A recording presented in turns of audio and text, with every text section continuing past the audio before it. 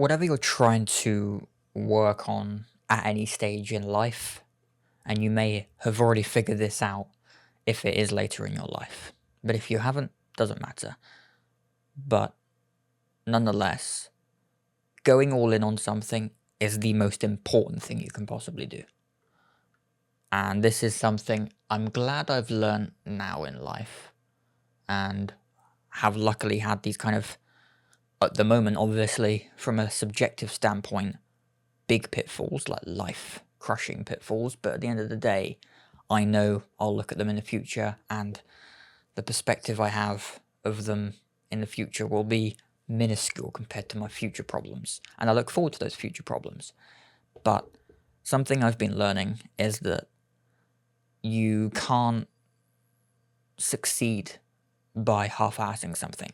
You can't actually make any sufficient progress with something by just having your foot half in the door. Like, you don't make anything by dipping your toe in the water with it. Like, you get a taste of it maybe, you don't get a full idea. It's a bit like the law of small numbers, if you're into kind of mental models and kind of psychological principles and all that sort of stuff, where you think that you understand the average purely because you've bumped into one type of person that fits into that group, or you've met 5 people out of 500,000 people and you think that that's what the average is like, which isn't, because you've got 5 people out of 5,000 or 500,000 in that case. And what I've been learning is the fact that naturally, as it would be, I've never made so much progress, as much progress as I've made, by just being all in on something, by not having any other obligations in my life other than focusing on this. And this has come from things like setting boundaries and things with myself, with, family, friends over the past year, and really understanding like what it does take to pull something off. And like, I was not trying to like change the world right now or anything. I've got a long-term vision for what I'm focusing on, but right now I've also had to be aware for myself that I'm at the very, very early stages of just building something, just laying the groundwork. Like, you don't have a mansion at the beginning. You're barely getting the scaffolding together and putting the foundations. You're barely laying the foundations, right? So, I understand that, but I also understand the fact that regardless of the level of it, you've still got to go all in and not have your foot half in the door. And this is coming from reading a book I've been reading by Patrick Bet-David called Your Next 5 Moves, which is, I think, one of his first kind of self-help and kind of entrepreneurship and business books. And one of the first things I learned about that was actually from another area of life, more the kind of spirituality side of life I've been looking into the past year. And this whole idea of kind of law of assumption and kind of presuming the future state is already here. And it's kind of like, almost, to some people, I guess, it like a delusional mentality towards like, you've already made the presumption, you're already living as much as you can in that future state of desired reality as opposed to now. But coming out of that, going into what Patrick Bet-David's book talks about, is simply just making decisions as if you've already got there, basically. And it's his perspective of it. I'm going to be massively paraphrasing here, but is that you do need to, like, I think it was an IBM story of like, they were kind of problem solving and planning, for problems based on their, like, where they want to be in the future, the ideal position of where they want the company to be. They were thinking like 10, 15 years ahead, which is ironically all about your next 5 moves, basically, and how a lot of people aren't thinking up to 5 moves ahead, like chess grandmasters, and applying like a chessboard analogy and a game of chess analogy to life and business, about how you want to be thinking at least a few moves ahead, because the grandmasters in the game are thinking like up to 12 or 13 or more moves ahead.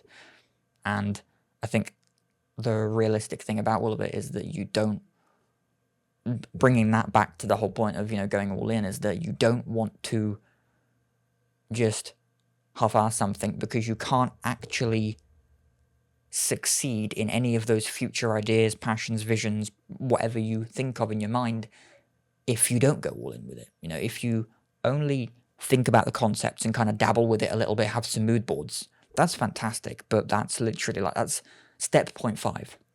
Step 1 is, doing the bit that you don't want to do.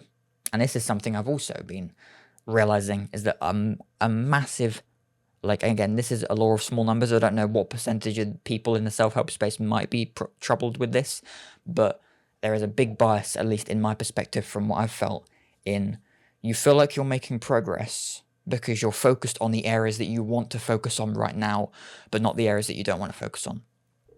Like, my friend might feel called out for this, but I won't mention his name, but I'll mention it.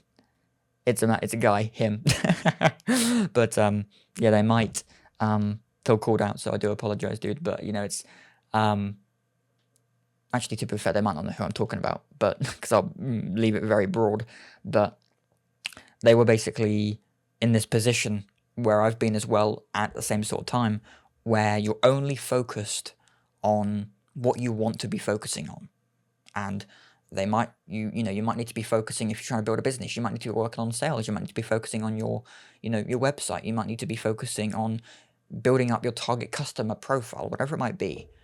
And instead you're focused on like making photoshops for your landing page and building your website, or building doing all the things that you want to be doing that aren't doing the thing that you need to be doing.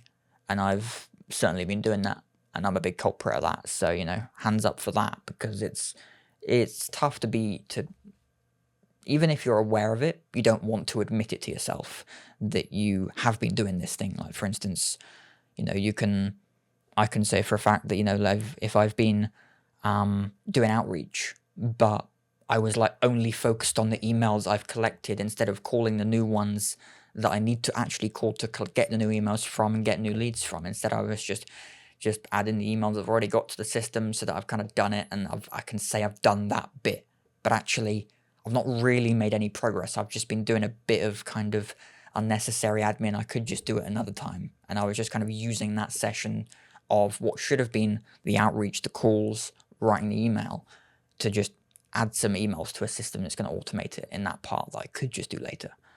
And it comes in every other area as well. It's like you might want to be focusing on, you want to be doing one part of it, but actually, you need to be doing the other part that you don't want to be focusing on.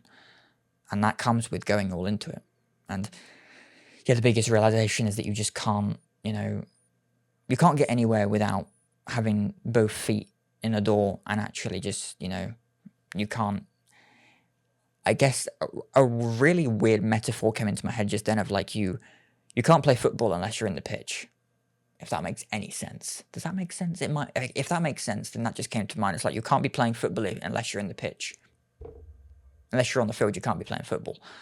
Like, you can't play football from the stands. That might work, actually. That one felt good if that does work. But either way, I hope you get the idea of the fact that, like, this is a lesson I've been dealing with recently, and realizing that, I've been building this awareness up, but also not trying to get ahead of myself for thinking I'm aware, and actually I'm not aware.